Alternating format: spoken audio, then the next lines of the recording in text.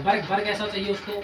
अपनी पुत्री के लिए पति कैसा चाहिए कि जो घर जमाई बनकर रहे, क्योंकि व्यापारी के पास सब कुछ था, सोने चांदी का व्यापार था, धन सब कुछ था, सारी व्यवस्थाएं थी, कोई पुत्र नहीं था, तो सोचता है कि जो मेरा दामाद रहेगा उसको अपने पुत्र के रूप में मैं अपने घर पे रख लूंगा और आगे मेरे वंश को बढ़ाता रहेगा और मेरे व्यापार को भी संभालता रहेगा। तो विवाह के लिए एक बढ़िया सा वर ढूंढ कर लाते हैं। जब वर ढूंढ कर लाते हैं तो विवाह होता है। विवाह के समय में भाई साहब जब कन्यादान का समय आता है,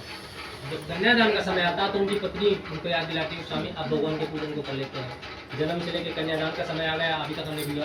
भगवान सत्यनारायण का पूजन नहीं किया। व्यापारी कहता है अभी शादी में तो इतना खर्चा हुआ है ना,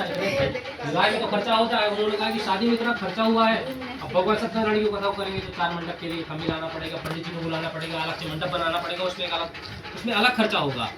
तो कहता है नहीं अभी नहीं, बाद में कर लेंगे। जैसे ही वो कहता है कि बाद में कर लेंगे तो भगवान उसको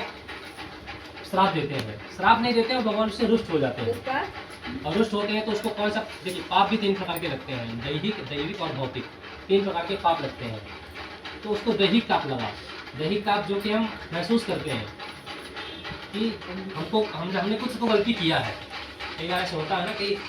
घर में पत्नी बीमार है, कुछ समय के बाद पति बीमार हो जाते हैं, कुछ समय के बाद फिर बच्चा बीमार हो जाता है, फिर एक ठीक होता है, फिर दूसरा फिर बीमार हो जाता है, फिर दूसरा ठीक हो जाता है, फिर तीसरा फिर बीमार हो जाता है। किसी भी कार्य को करने जाते हैं, लगता है कि काम हो जाएगा, कुछ समय के बाद लास्ट टाइम का पता चलता है कि नहीं हो पा रहा काम, कैंसिल हो गया किसी बस। कई बार ऐसा होता है कि हम महसूस करते हैं, लेकिन उस चीज़ को महसूस कर पाते हैं लेकिन समझ नहीं पाते हैं उसको कौन सा पाप लगा, दैहिक पाप।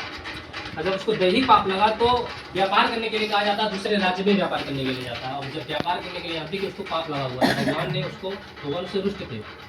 जब उसको पाप लगता है तो दूसरे राज्य में व्यापार करने के लिए जाता है। जब व्यापार करने के लिए जाता है उसी दिन उस राज्य